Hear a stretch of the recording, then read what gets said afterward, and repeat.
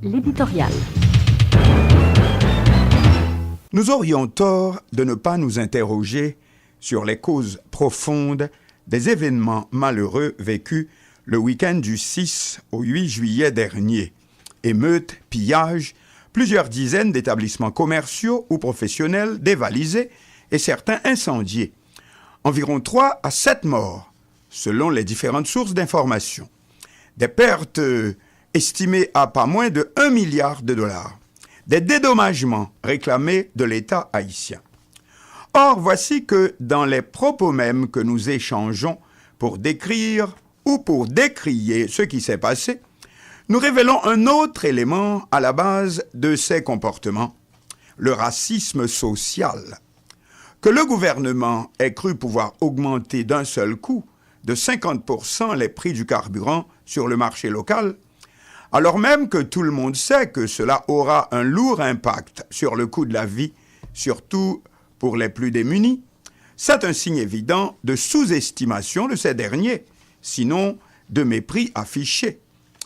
Ensuite, que parmi ceux qui déplorent les terribles événements du week-end du 6 au 8 juillet, leur seul argument, c'est la police qui n'a pas été à la hauteur.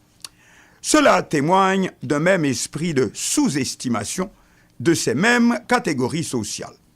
Comme quoi, l'on aurait préféré que la presse internationale titre, nous citons, « Des émeutes en Haïti pour protester contre une hausse trop brutale des prix de vente du carburant font plus de 100 morts. » Fin de citation. Plutôt que, comme nous lisons dans tous les grands journaux de la planète, en Haïti, pillage et incendie de nombreux magasins à l'occasion d'une augmentation des prix du carburant sur le marché local. Lequel de ces deux titres préféreriez-vous?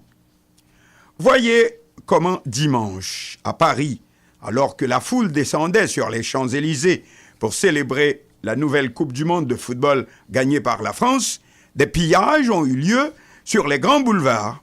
On parle de plusieurs centaines d'arrestations et de 40 policiers blessés. Mais personne qui n'ait idée de penser que la police aurait dû tirer dans la foule à hauteur d'homme.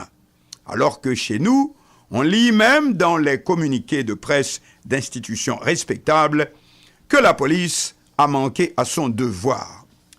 Alors que, justement, contrairement à une tradition de police impitoyable, ne faisant pas de quartier quand il s'agit des classes populaires, disons une police à la major Michel François, pour qui le mot peuple est synonyme de vacabond, eh bien, brusquement, voici chez nous une police qui prend le temps de réfléchir. En effet, elle aussi a été prise de court par les événements. Pas assez de forces disponibles. Pas plus de 14 000 policiers pour une population totale de 11 millions.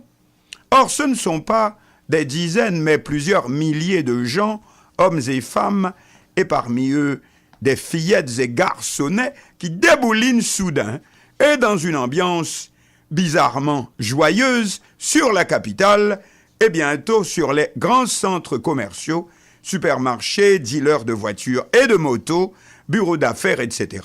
Que faire? N'ayant pas assez de moyens pour contenir cette horde, il ne reste que les armes lourdes. Alors, c'est soit un massacre, c'est-à-dire plusieurs centaines de cadavres, et parmi eux aussi un certain nombre de policiers, soit le pillage. Et la presse internationale titrerait « En Haïti, près d'1 millier de morts dans une foule qui tentait de dévaliser des établissements commerciaux. » Qu'en pensez-vous? Nous n'allons pas présenter non plus des félicitations à la police qui aurait dû disposer, elle aussi, de services de renseignement capables de l'informer à l'avance de ce qui se tramait. Mais il n'empêche que l'esprit totalitaire, qui est on ne peut plus fort toujours chez nous, le racisme social, ce mépris pour la vie, tant que ce n'est pas celle des gens de notre milieu, est condamné à générer comme une conséquence fatale des troubles toujours aussi brusques et généralisés que ceux que nous venons de vivre. Alors que c'est nous-mêmes qui nous plaignons tous les jours de la disparition de l'autorité de l'État, ce n'est quand même pas la faute en premier lieu de ces catégories de la population. Et puis aussi, les temps changent. Nous n'allons pas toujours avoir cette police à la manière de nos Chaloskas ou assassins en uniforme d'autrefois, comme cela semble nous remonter à chaque fois que nous sommes confrontés à ce genre de situation, et cela même chez certains d'entre nous qui n'en finissent pas d'étaler leur profession de foi démocratique.